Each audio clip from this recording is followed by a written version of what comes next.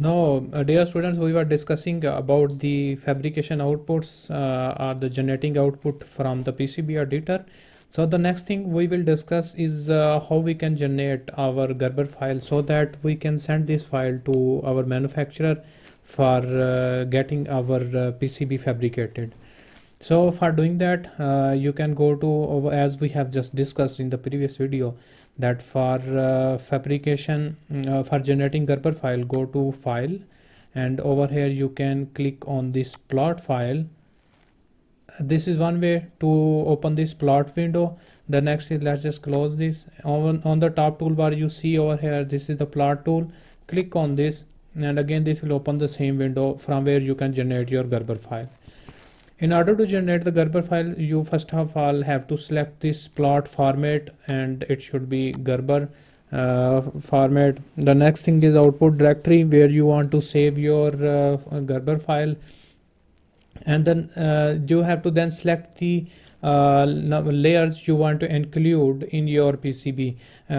So it is very necessary to have edge cut included in your PCB, front copper, back copper included. All the copper layers that are present in your PCB should be included in this. You have to check those layers, all the copper layers that you want to include in your PCB. So you should have front paste, back paste, and front silk screen or back silk screen. These both the layers are responsible for showing your reference designator on the PCBs. So make sure to check this front mask, back mask, and make sure to check this front courtyard and front fabrication, back fabrication layer, and back courtyard layers. So make sure you have to include these all the layers in your PCBs, so that you can generate a Gerber file and send it to the manufacturer. The next thing, these are over here few of the settings, like we have included layers, then it's the journal options. Over here you can see plot drawing sheet. If I click on this, then the plot file will include the data regarding the sheet in which we have just drawn our PCB. So make sure you have to check this plot footprint values, plot reference designator, and over here you also see that just last plot footprint values, the plot file will include the value of the footprint that we add while designing our PCB. And the next thing is plot reference designator. Make sure if you want that you can identify your component on the PCB with the help of reference designator, then make sure you have this plot reference designator box checked.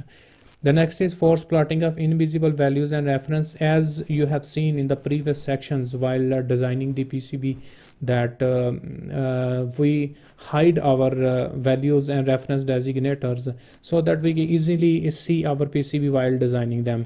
So if you have hidden the values and reference designator while designing the PCB, but you want those values and reference designator to be included in your plot file, then make sure you check this. This will include all the invisible footprint values and reference designator in your plot file.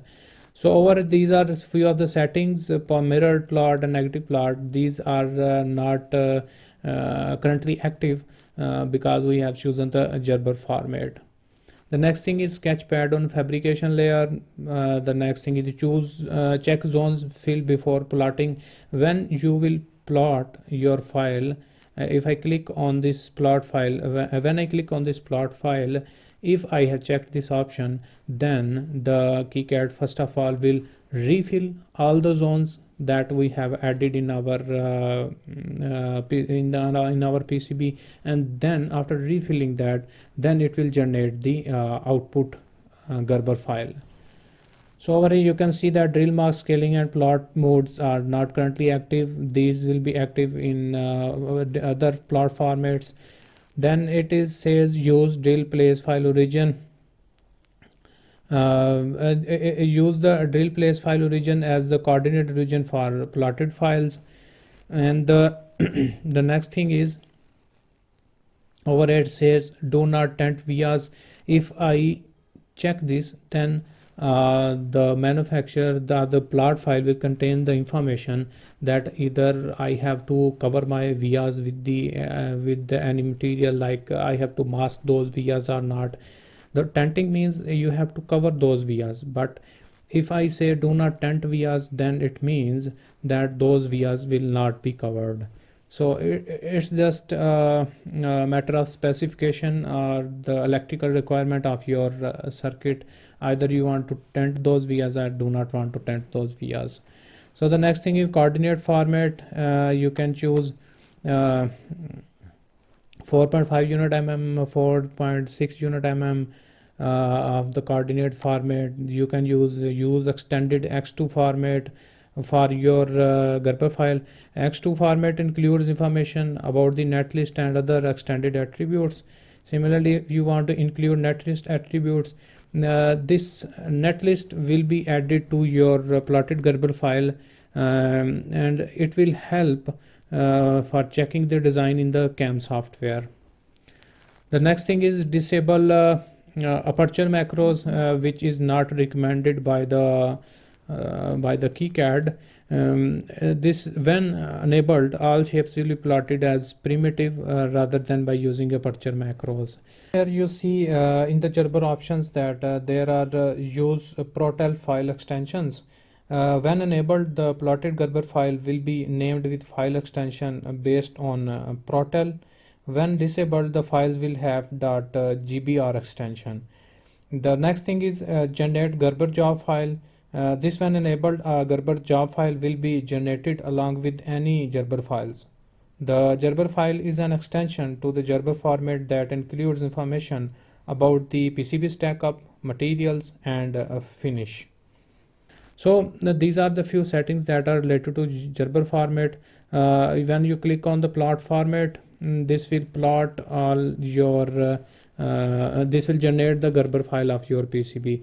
So Gerber file is the format that is mostly acceptable by all the manufacturers for manufacturing the PCB. We have seen in the previous sections where we have generated the Gerber file for our PCB.